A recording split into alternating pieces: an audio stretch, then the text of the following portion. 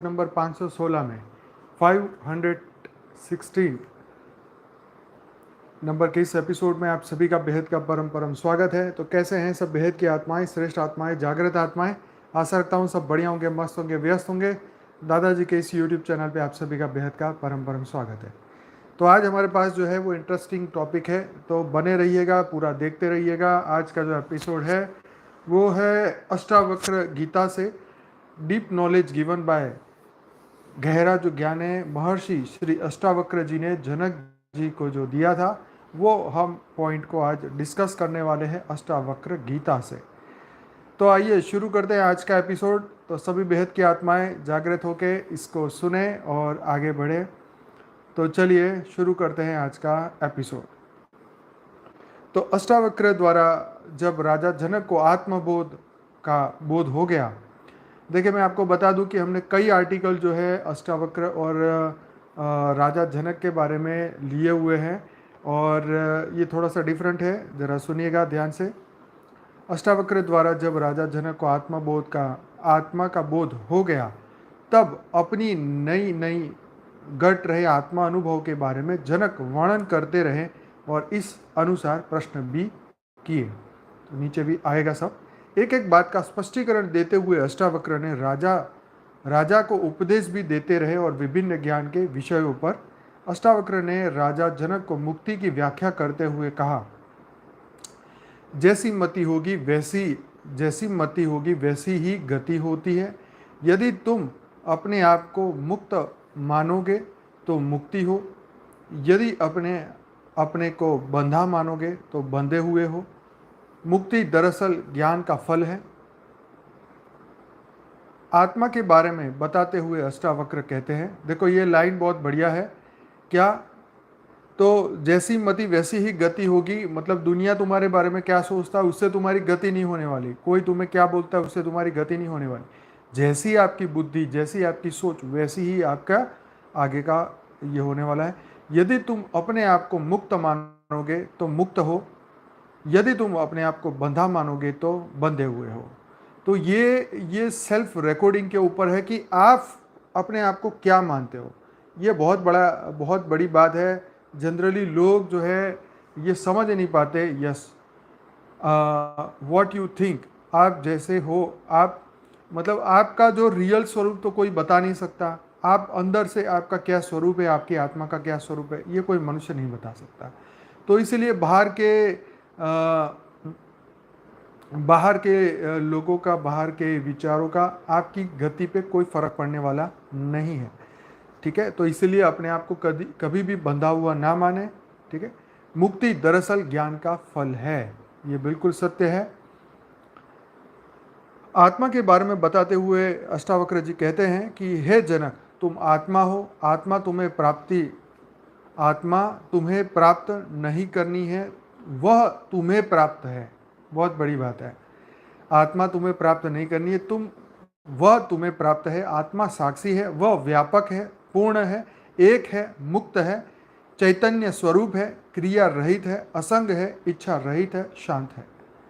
जिस प्रकार आकाश सर्वत्र व्याप्त है, फिर भी और बाहर भी, उसी प्रकार आत्मा में भी कोई भिन्नता नहीं है। जिस प्रकार आकाश सर्वत्र व्याप्त है, भीतर भी और बाहर भी, उसी प्रकार आत्मा में भी कोई भिन्नता नहीं है। तो देखो ये आत्मा का उन्होंने बताया स्वरूप कि आत्मा साक्षी है, व्यापक है, पूर्ण है, एक है, मुक्त है, चैतन्य है, क्रिया रहित है, असंग है, इच्छा रहित है और शांत है। तो ये आत्मा के जो कैरेक्टर है वो बताए गए। लेकिन हम मनुष्य रूप में सोचते हैं कि मैं तो इसमें से कुछ नहीं हूँ। तो आत्मा तो वो ऐसी ही थी, लेकिन जो आप सोच रहे हो ना कि मैं तो उसमें से ऐसा नहीं हूँ, तो जो मैं आप यूज़ कर रहे हो वो आपके मन, बुद्धि और संस्कार है। तो आप अपने मन की अवस्था को समझते हो कि मेरी आत्मा की अवस्था ऐसी है। रियल में आपकी आत्मा की अवस्था तो ऐसी है जो यहाँ लिखी है। साक्षी है, व्यापक है, पूर्ण है, एक है, मुक्त है, चैतन्य स्वरूप है, क्रिया रहित है, असंग है, इच्छा रहित है और शांत है। जिस प्रकार आकाश सर्वत्र व्याप्त है, भीतर भी और बाहर भी, उसी प्रकार आत्मा में भी कोई भिन्नता नहीं है। सिर्फ ब्रह्म के कारण यह संसारी जैसे अर्थात बंधनग्रस्त नजर आती है। तो सिर्फ ब्रह्म के कारण, ब्रह्म मतलब इल्यूजन, मतलब माया के कारण संसारी जीव को ऐसा लगता है कि हम सब बंधन ग्रस्त हैं, बंधन से बंधे हुए हैं। तो ये बंधे हुए हैं और मुक्त हैं, उसमें सिर्फ एक ही लाइन का फर्क है। और वो ज्ञानी मानते हैं कि हम मुक्त हैं, और धरती लोक के जो जीव है वो कहते हैं कि हम बंधन में हैं। अष्टावक्र आगे कहते हैं, हे जनक, यह अहंकार सत्य नहीं है, यह आभास रूप है, और इस कारण मनुष्य अपने आप को जीव समझता है और आत्मा से भिन्न समझता है। साथ ही यह भ्रम भी होता है कि आत्मा अर्थात परमात्मा दूर कहीं आसमान में है। आत्मा सर्वत्र है। तुम सिर्फ स्थिर अचल बोध स्वरूप अद्वैत आत्मा का विचार करो। देखो, बहुत बड़ी बात कही कि तुम सिर्फ क्या करो, स्थिर अचल बोध स्वरूप अद्वैत आत्मा का विचार करो। मतलब तुम्हारे और परमात्मा में कोई फर्क नहीं है, वो कहीं ऐसे बहुत दूर बैठा है ऐसा मत सोचो। अद्वैत मतलब तुम ही वो हो, दो अलग नहीं है। तो ये अलग अलग नहीं है। अगर तुम इस तरीके से विचार करते हो तो तुम्हें समझ में आएगा कि ये अहंकार सत्य नहीं है, यह सिर्फ आभास रूप है। इस कारण मनुष्य अपने आप को जीव समझता है। देखो कितनी मस्त बात है जो बापूजी हर वीडियो में हमें समझा रहे हैं कि हम अहंकार युक्त है, और ये आभास है, हमें आभास है कि हमारे अंदर काम क्रोध लोभ मोह, ये हमें आभास है। ठीक है, इसलिए क्या, और इस कारण मनुष्य अपने आप को जीव समझता है। रियल में तुम जीव नहीं हो, तुम बेहद की परम परम परम परम हम सब परम परम महान आत्मा है, दिव्य आत्मा है, जागृत आत्मा, और आत्मा से भिन्न समझता है। साथ ही यह भ्रम भी होता है कि आत्मा अर्थात परमात्मा दूर कहीं आसमान में है, तो आत्मा सर्वत्र है। तो ये बहुत बड़ी बात यहाँ पे बताई गई कि तुम सिर्फ स्थिर अचल बोध स्वरूप अद्वैत आत्मा का विचार करो। तो यहाँ पे उन्होंने आगे का एक भक्ति से आगे का स्टेप ये समझाने की कोशिश करी। हे पुत्र, तुम बहुत दिनों से पंच तत्वों से बने इस शरीर के अभिमान से बंधे हुए हो। क्या मस्त बात है कि हे पुत्र, तुम बहुत दिनों से पंच तत्वों से बने इस शरीर के अभिमान से बंधे हुए हो। तो ये सत्य बात है, आप सबको पता है। ब्रह्मा का दूसरा परार चल रहा है, 198 करोड़ बीत चुके हैं, और मनुष्य पे मनुष्य वही बार बार जन्म लेता है, बार बार फंसता है। तो इसीलिए अष्टावक्र जी कहते हैं कि तुम पंच तत्वों में बंधे हुए हो, इसीलिए इस शरीर के अभिमान से बंधे हुए हो। अब यह मानकर कि तुम बोध मात्र हो, सुखी हो जाओ। अब तुम ये मान लो, क्या मान लो, कि तुम बोध मात्र हो, सुखी हो जाओ। तो हम ज्ञान स्वरूप है। इसका मतलब क्या, हम ज्ञान स्वरूप है और अब हमें सुखी होने का समय आ चुका है। तो जब हम ज्ञान स्वरूप बन जाते हैं, यस, अज्ञानता मूल यस दुख का कारण है, अज्ञान ही मूल कारण है, अपने आप को नहीं जानना। लेकिन यहाँ बात हो रही है कि हमें ये जो बोध है, हमें अब ज्ञान स्वरूप बनना है कि हम ज्ञान स्वरूप आत्मा है, हम परम प्रकाश परम लाइट की आत्मा है, और सुखी हो जाओ। मतलब तुरंत ही बिलीव बदलो, विचार बदलो, जो दुनिया बदलो, जीवन बदलो है। तुम अपने आप को जीव मत मानो, सीधी सी बात है। गीता ज्ञान के अनुसार चलते हुए अपने आप को अकर्ता समझते हुए चलोगे तो जीवन मुक्त अवस्था का आभास होगा। ये बिल्कुल सत्य है। जीवन मुक्त अवस्था का आभास आपको तब होगा जब आप बार बार बार बार यही सोचोगे, यही मानोगे कि मैं जीव नहीं हूँ, मैं श्रेष्ठ आत्मा हूँ, चैतन्य आत्मा हूँ, जागृत आत्मा हूँ, मुझे ज्ञान का बोध हो चुका है, मुझे आत्मा स्वरूप का बोध हो चुका है, मैं ज्ञान स्वरूप बन चुका हूँ। तब आपका आभास बदलेगा। जैसे आपके आभास दुनियावी लोगों का आभास क्या है, अरे तो दुनिया है, क्या करे, माया है, जीव बन चुके हैं, फंस चुके हैं, दुनिया ने फंसा दिया है, हमसे ये नहीं होता, वो नहीं होता, ये होता है, हम तो यहीं के हैं, दुनिया में कितने दुख हैं। तो ये सब आभास है। हमने लोगों की बातों को ये मान लिया सत्य कि हाँ जी ये जो कह रहा है वो सत्य है। तो इसी तरीके वो आभास को अब हमें बदलना होगा। ये जो बिलीव, लोगों के बिलीव है, उसको अपने गले में नहीं बैठना। हमारे गुजराती में बोलते हैं कि बंद बेस्ती पागड़ी नहीं पहनवानी। मतलब जैसे कोई 2 3 4 लोग बात कर रहे हैं आपस में, तो एक व्यक्ति किसी अन्य व्यक्ति के बारे में बात कर रहा है, लेकिन बाकी के 3 लोग ये समझते हैं कि ये हमें इनडायरेक्ट वे में कुछ कह रहा है, तो इसको बोलते हैं बंद बेइज्जती। बंद मतलब सेटी हुई पगड़ी अपने आप पे नहीं पहनने की, ठीक है, ये और किसी लोगों की है, वो वही पहनेंगे। तो ऐसी तरह हमें किसी और के विचारों को हमें अपने दूसरों के विचारों को रियलिटी समझने की ज़रूरत नहीं है। हर दिन हमारी रियलिटी बदल रही है, ठीक है जी। तो हे पुत्र, तुम बहुत दिनों से पंच तत्वों से बने इस शरीर के अभिमान से बंधे हुए थे। अब यह मानकर कि तुम बोध मात्र हो, सुखी हो जाओ। हे जनक, तुम असंग, क्रिया रहित, प्रकाशवान और निर्दोष हो। तुम्हारा बंधन सिर्फ इतना ही है कि तुम आत्मज्ञान के लिए समाधि लगाया करते हो। क्या? तुम्हारा बंधन सिर्फ इतना ही है कि तुम आत्मज्ञान के लिए समाधि लगाया करते हो। मतलब उनको ये लगता है कि आत्मज्ञान के लिए मुझे समाधि लगानी पड़ेगी, तो ये उनका एक बंधन है, ये वो बता रहे हैं। तुम इसे भी छोड़ दो। मतलब तुम ये आत्मज्ञान के लिए समाधि लगा रहे हो, तो वो ये बंधन को तुम छोड़ दो, तुम इसे भी छोड़ दो, क्योंकि इससे मोक्ष प्राप्ति की लालसा जुड़ी हुई है। तो जो मोक्ष प्राप्त करने के लिए जो हमारी लालसा, हर व्यक्ति, हर जीव के अंदर मोक्ष की प्राप्ति की कामना तो होती है। अगर वो ज्ञान मार्ग में विश्वास करता है, परमात्मा में विश्वास करता है, सनातन ज्ञान में विश्वास करता है, तो मोक्ष की कामना होती है। तो ये कह रहे हैं कि अगर तुम आत्मज्ञान के लिए अगर समाधि लगाना, अगर ऐसा मानना तुम छोड़ दोगे, तो मोक्ष की लालसा भी छूट जाएगी। और जब एक लालसा है तब तक मोक्ष संभव नहीं। मतलब तुम ये लालच से अगर ये कर रहे हो कि मैं समाधि कर लूँ, मुझे आत्मज्ञान हो जाए, मेरा मोक्ष हो जाए, तो ये लालसा भी छोड़ दो, ठीक है। ये उन्होंने समझाया, क्योंकि लालसा भी एक बंधन है, ठीक है। मोक्ष की प्राप्ति, बार बार उसके बारे में सोचना, ये भी एक बंधन है। ये आत्मा का जो स्वरूप है वो तुम बन ही जाओगे, ठीक है। इसमें तुम मोक्ष मानो कि भाई मैं मुक्ति मिल जाए, मुझे मोक्ष मिल जाए, तो ये इससे बंधन क्रिएट नहीं करना, ये स्वतः ही होगा, अपने आप ही होगा। यस, इच्छा मात्रम बनो। यस, कमाल की बात है, इच्छा मात्रम बनो। इच्छा भी छोड़ दो कि मुझे मोक्ष होगा, जीवन मुक्ति होगी, मैं कहाँ जाऊँगा, 108 बनूंगा, 1008 बनूंगा, ये भी हमें बंधन नहीं रखना है।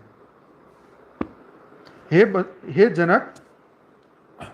जनक, यह संसार तुम में प्राप्त है, हे जनक, यह संसार तुम में व्याप्त है, क्योंकि तुम स्वयं आत्मा हो, ब्रह्म हो, और यह संसार तुम्हारी अभिव्यक्ति मात्र है।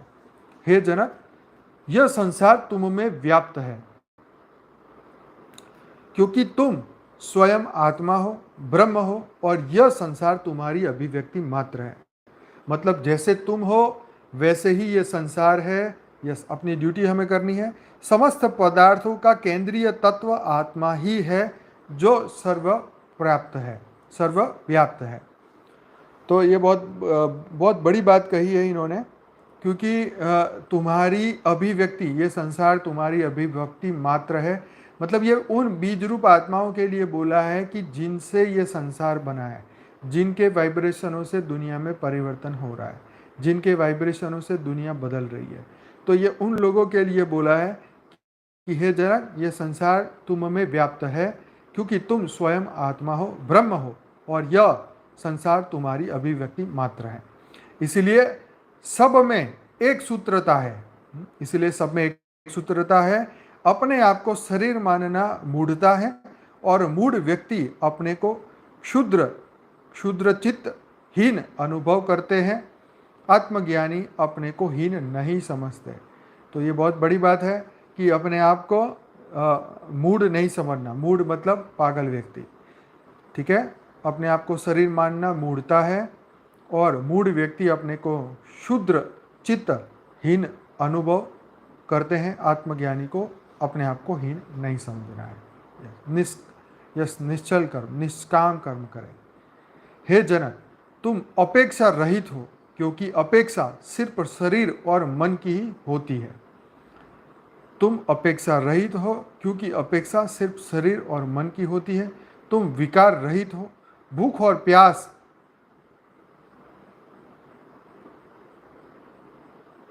भूख और प्यास प्रा में धर्म है। सॉरी, ये लाइन थोड़ी सही नहीं है। भूख और प्यास शरीर का धर्म है, शोक और मोह मन के धर्म है, जन्म और मरण देह के धर्म है। तो यस, एक बहुत बड़ी बात थी। कल वो वीडियो मैंने जो लिंक कमेंट में डाला था, ग्रुप में भी डाला था, उसमें जो वो टीचर थी जो ज्ञान समझा रही थी, उस जो एक्सपीरियंस वाले भाई जो थे उनको, उसने ये कहा कि मेरे पिताजी ने मेरे सामने ही शरीर छोड़ा, तो मुझे मेरे गुरु ने ये कहा कि देखो शरीर तो है ही, तो शरीर तो एक ना एक दिन तो छूटना ही छूटना है। तो वो आज छूटे कल छूटे कब छूटे। तो ये बात जो है उस बहन को बहुत अच्छी लगी और उनका जो दुख है वो कम हुआ, क्योंकि तुम इस शरीर से 1000 साल इस कलयुग में नहीं जी सकते। ठीक है, तो इसका एक लाइफ सर्कल होता है और कर्म बंधन के हिसाब से शरीर जो है आगे पीछे चलता है। तो यहाँ पे क्या लिखा कि जन्म और मरण देह के कर्म है, भूख और प्यास शरीर का धर्म है, शोक और मोह मन के धर्म है। तो हमें शरीर का धर्म, मन का धर्म ये जो लिखा है ये समझना होगा। तो अपेक्षा रहित हो जाओ, क्योंकि अपेक्षा सिर्फ शरीर और मन की होती है, तुम विकार रहित हो। तो ये विकार रहित की बात यहाँ पे बहुत अच्छी है। आत्मा इनसे ऊपर है, आत्मा केवल दृष्टा है, अतः निर्विकार है। देखो, आत्मा केवल दृष्टा है, साक्षी दृष्टा है, अतः निर्विकार है। तो अगर हमारी आत्मा का इसी वक्त हर बीज रूप आत्मा का मूल स्वरूप देखा जाए तो वो परम लाइट, परम प्रकाश का स्वरूप है, वो निर्विकार है। लेकिन इस 5 तत्व के शरीर के अंदर जो हमने मन को एक्सेप्ट किया है, मन की मायाओं को एक्सेप्ट किया है, मन के अस्तित्व से हम बाहर नहीं निकल पा रहे हैं, तो कर्म बंधन सब मन में छिपे हैं और मन ही सुख और मन ही दुख का कारण बना है, मन ही मोक्ष का कारण है, मन ही दुर्गति का कारण है। तो ये शरीर में है तब तक हमारे इस तरीके से हम बंधन में फंसे हैं, परंतु हर एक बीज रूप आत्मा का मूल स्वरूप देखा जाए तो वो निर्विकार है। तो ये हमेशा याद रखें कि हमारा मूल स्वरूप तो निर्विकार है, ये जितने भी विकार हैं वो सिर्फ हमारे मन के भीतर है। ठीक है, तो ये बात है। देह के विपरीत यह स्वयं पर निर्भर है, देह के विपरीत यह स्वयं पर निर्भर है। तुम चूंकि आत्मस्वरूप हो चुके हो, अतः शांति और मुक्ति का स्थान बन चुके हो। कितनी बड़ी बात है, कितनी बड़ी बात है कि तुम चूंकि अब तुम आत्मस्वरूप बन चुके हो, अतः शांति और मुक्ति का स्थान बन चुके हो। मतलब देखो, आत्मस्वरूप बनने का कितना बड़ा गिफ्ट है, गॉड गिफ्ट समझो, परमात्मा का ये गिफ्ट कि तुम शांति और मुक्ति का स्थान बन चुके हो। क्या मस्त बात है। मतलब आत्मस्वरूप की इतनी महत्वता देखो, आज जब हम पढ़ रहे हैं तो हमें कितनी खुशी हो रही है कि बापूजी हमें ये बात कितने समय से बता रहे हैं।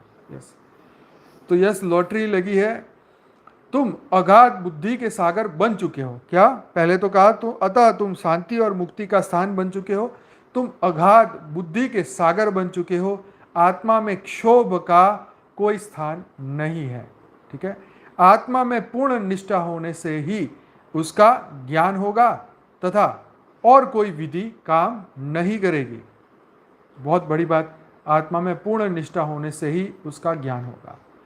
तो आत्मा का अस्तित्व है और उसमें भी तुम जीव आत्मा नहीं, बेहद की परम परम महान आत्मा हो, दिव्य आत्मा हो, जागृत आत्मा हो, परम लाइट, परम प्रकाश तुम्हारा अस्तित्व है। ये जब आत्मा में पूर्ण निष्ठा होगी तभी उसका ज्ञान होगा। देखो सीधी बात है, और कोई भी विधि काम नहीं करेगी। तो यहाँ पे जब तब कोई काम नहीं आने वाला है, संपूर्ण निष्ठा चाहिए आत्मा के प्रति। यस, आत्मा का अस्तित्व है और है। आत्मा के कर्म, ये जितना भी आत्मा का आत्म स्वरूप का ज्ञान है वो संपूर्ण उसके ऊपर निष्ठा रखनी होगी। ठीक है, हे जनक, यह स्थूल जड़ स्थायी, एक शब्द है जिसको प्रोनाउंस करने में दिक्कत हो रही है। हाँ, स्थूल लिखा होगा। यह स्थूल जड़ आदि जो कुछ भी दिखाई दे रहा है यह मिथ्या है, और निराकार चैतन्य ही निश्चल है, अनचेंजिंग, इटर्नल है। इस नित्य ब्रह्म में विश्वास करने वाले की पुनः उत्पत्ति नहीं होती है। देखो बहुत बड़ी बात है, यहाँ फिर से सुनो। हे जनक, यह स्थूल, जड़ आदि जो कुछ भी दिखाई दे रहा है यह मिथ्या है और निराकार चैतन्य ही निश्चल है, अनचेंजिंग, इटर्नल। निराकार चैतन्य ही इटर्नल है। इस नित्य ब्रह्म में विश्वास करने वाले की पुनः उत्पत्ति नहीं होती।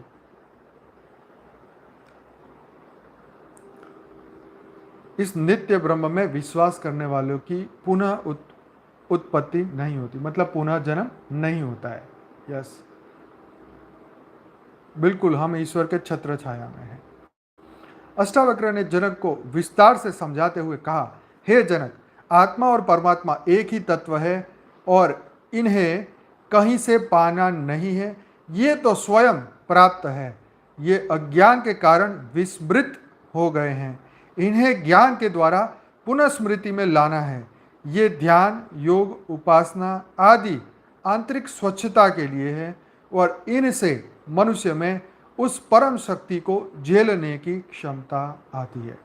देखो कितनी बढ़िया बात है कि इन्हें ज्ञान के द्वारा पुनः स्मृति में लाना है। क्या लाना है पुनः स्मृति में? आत्मस्वरूप को। यह ध्यान, योग, उपासना आदि आंतरिक स्वच्छता के लिए है और इनसे मनुष्य में उस परम शक्ति को झेलने की क्षमता आती है। तो कितनी मस्त बात है ना? तो हमारे अज्ञान के कारण जो हमारी स्मृति चली गई है, उस स्मृति को वापस लाना है ज्ञान के माध्यम से। अष्टावक्र ने उनका महत्व भी समझाया और कहा कि अगर कोई व्यक्ति बिना तैयारी के यह मान ले कि मैं परमात्मा हूँ, तो यह इसे झेल नहीं पाएगा। यह बिल्कुल सत्य है। मैं ब्रह्म हूँ, मैं ब्रह्म हूँ, ऐसे कहने वाले की हालत आप देख रहे हो। लोग क्यों उनको पागल कहते हैं? क्यों? सिर्फ कहने से नहीं होता है, इसकी अनुभूति होनी चाहिए। आप आत्मस्वरूप बनने चाहिए। आपको हर पल आपका दिव्य स्वरूप याद रहना चाहिए। तो इसीलिए यह मजाक की बातें हो गई है कि मैं ब्रह्म हूँ, मैं ये हूँ, अहम ब्रह्मास्मि। तो ये मजाक का लाइन नहीं है, ये तो परम सत्य है। लेकिन उसको जागृति में लाना, उसको जीना पड़ता है, तो ही आप उसको सहन कर सकते हो, उस शक्ति को। तो इसलिए यहाँ कहा, अगर किसी व्यक्ति कोई भी बिना तैयारी के यह मान ले कि मैं परमात्मा हूँ, तो ये झेल नहीं पाएगा। आत्मज्ञान के पश्चात संसार संबंधी सभी मान्यताएं, धारणाएं टूट कर बिखर जाती है। अष्टावक्र के उपदेश का पहला चरण इस कदर प्रभावी था कि सुनते सुनते ही जनक को आत्मबोध हो गया और अपने स्वरूप का ज्ञान हो गया।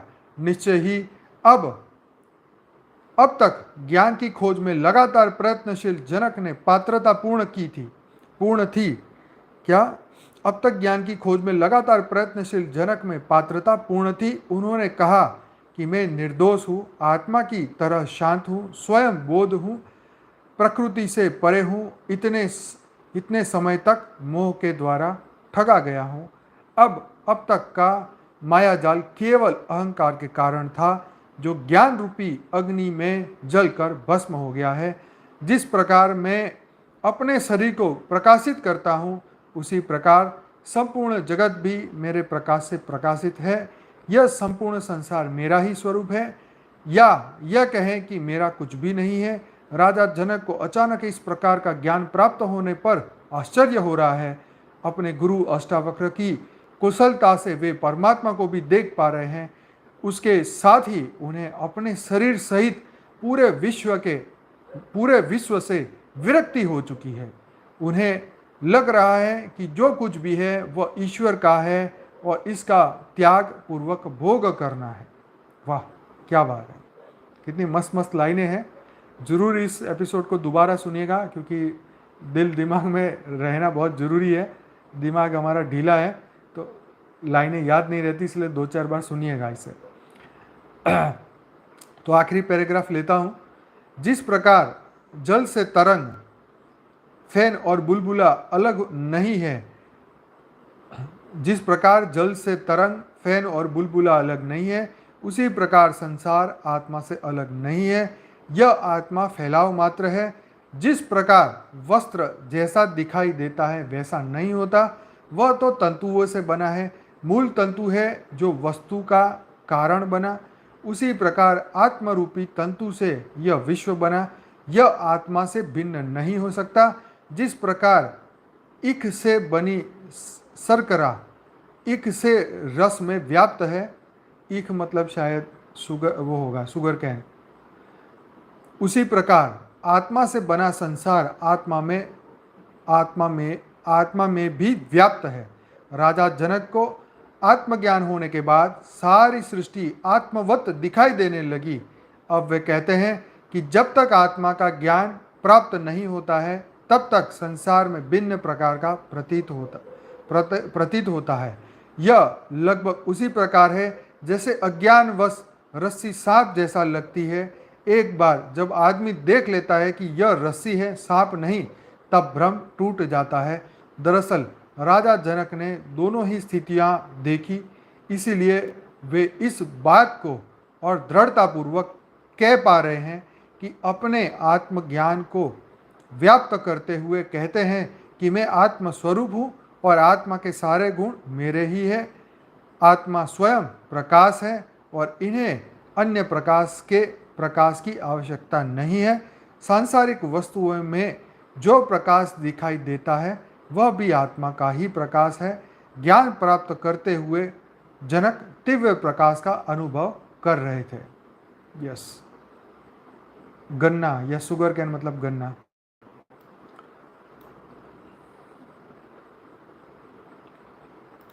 अज्ञान की स्थिति में जनक को संसार ऐसा लगता था जैसे सीपी में चांदी, रस्सी में सांप, सूर्य की रोशनी में जल दिखाई देता है।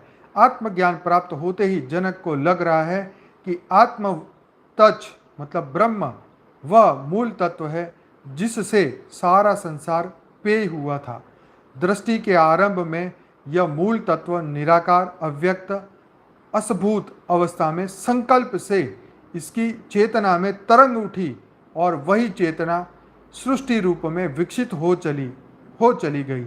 अतः मैं यह पुनः अपने मूल स्वरूप जो अव्यक्त है में आ जाएगी। अतः यह पुनः अपने मूल स्वरूप जो अव्यक्त में है उसमें आ जाएगी। क्या मतलब ये स्थूल सृष्टि जो है अव्यक्त में परिवर्तित हो जाएगी, ये बात यहाँ बता रहे हैं। यह सब उसी प्रकार का होगा जैसे खड़ा टूटकर फिर मिट्टी हो जाता है, उठी हुई लहर फिर समुद्र में मिल जाती है, सोने के आभूषण गलकर पुनः सोने में तब्दील हो जाते हैं। राजा जनक आत्म तत्व की विशेषता बताते हुए आगे कहते हैं, आत्मा अर्थात मैं आश्चर्यमय हूँ, मैं संपूर्ण सत्ता का आधार हूँ, तो और किसी को कैसे नमस्कार करूँ जब इस जगत के तिनके का भी नाश हो जाएगा तो भी मेरा नाश नहीं होगा।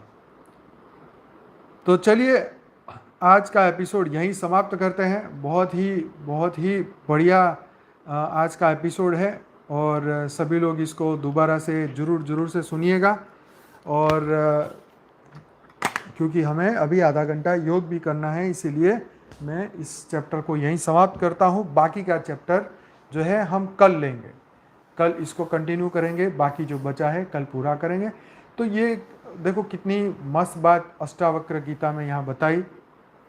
अष्टावक्र जी ने जनक जी को कितनी महत्वपूर्ण बात बताई, जो आज बापूजी इतने बढ़िया तरीके से समझा रहे हैं। वहाँ पे वो सार बताया हुआ कि यही जो पृथ्वी दिखाई देती है ये भी परिवर्तनशील है और एक दिन वही तरंगों से परिवर्तित हो जाएगी। स्थूल शरीर जो है, स्थूल सृष्टि जो है सूक्ष्म बन जाएगी।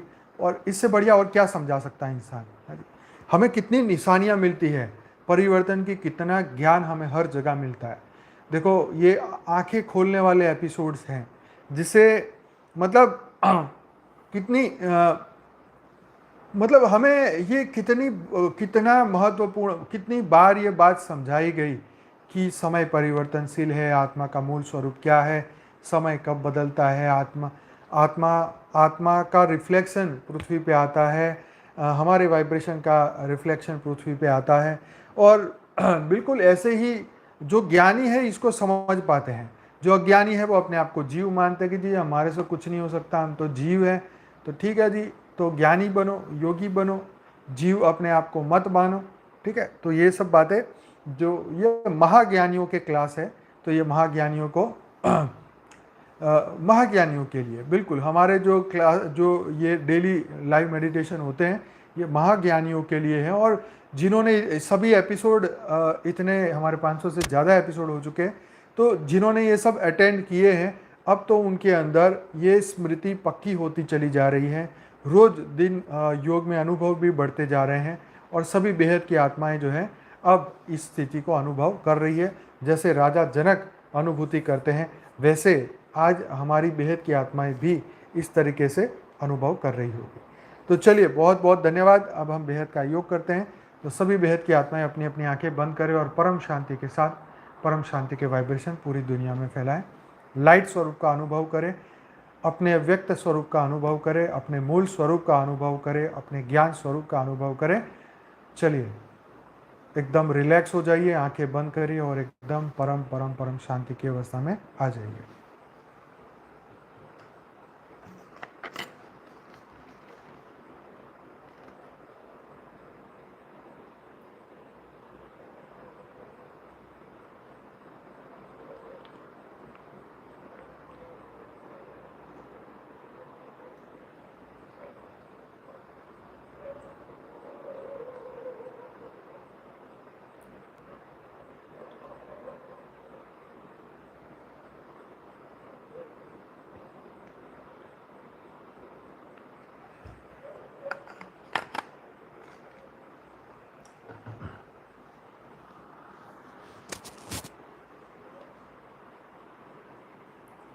सभी बेहद की आत्माएं अपनी अपनी आंखें बंद करके एकदम रिलैक्स हो जाएं, आत्मा स्वरूप में स्थिर हो जाएं।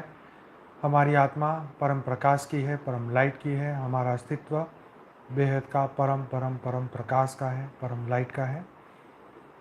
तो इस संकल्प के साथ आगे बढ़े, मन को दुनिया की सभी बातों से मुक्त करें।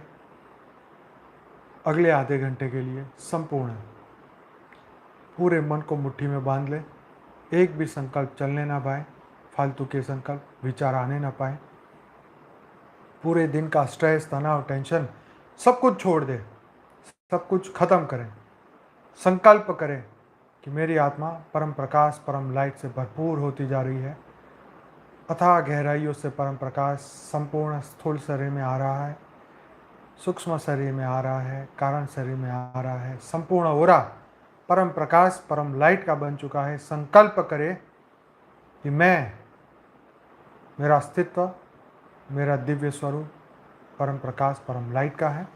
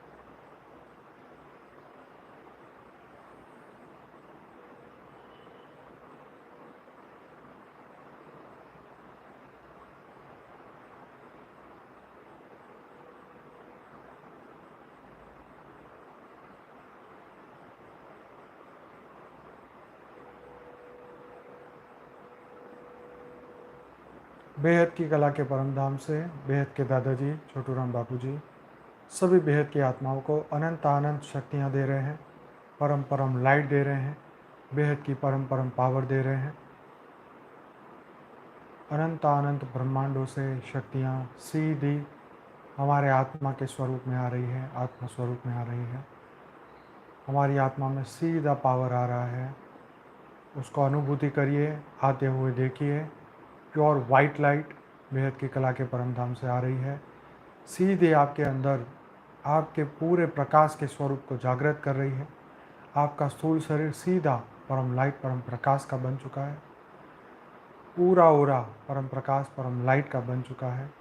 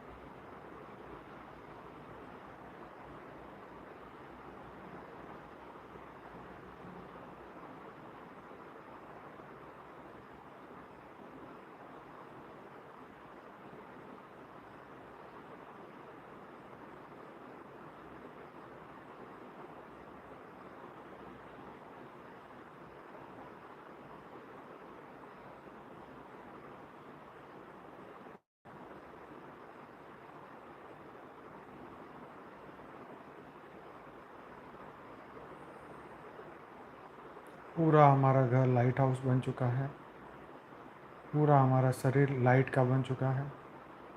संपूर्ण रोग और शोक खत्म होते जा रहे हैं। एक एक सेल परम लाइट परम प्रकाश का बनता जा रहा है। दिव्य एनर्जी, दिव्य प्रकाश, परम लाइट परम प्रकाश संपूर्ण शरीर में आ रहा है। परम परम परम परम महाशांति हो रही है। परम परम परम परम महाशांति हो रही है। परम परम परम परम महाशांति हो रही है।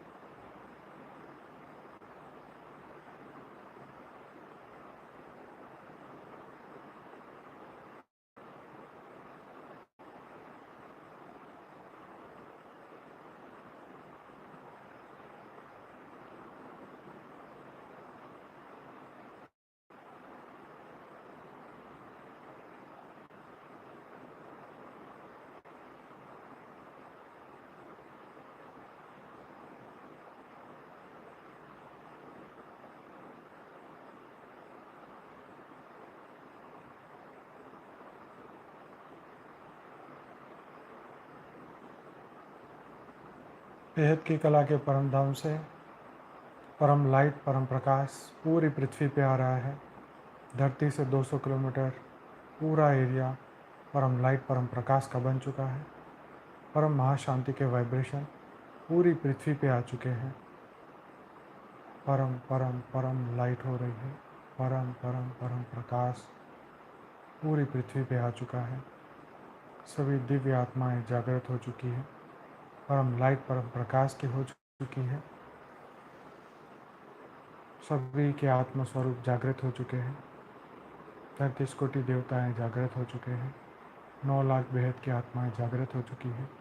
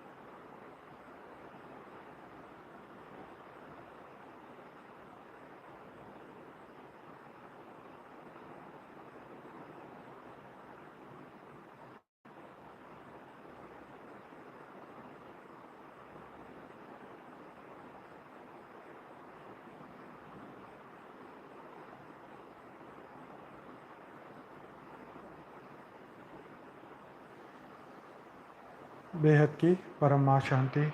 बेहद का धन्यवाद, कोटि कोटि धन्यवाद। मिलते हैं कल रात को 10 बजे। बेहद की परम मां शांति। बेहद की परम मां शांति।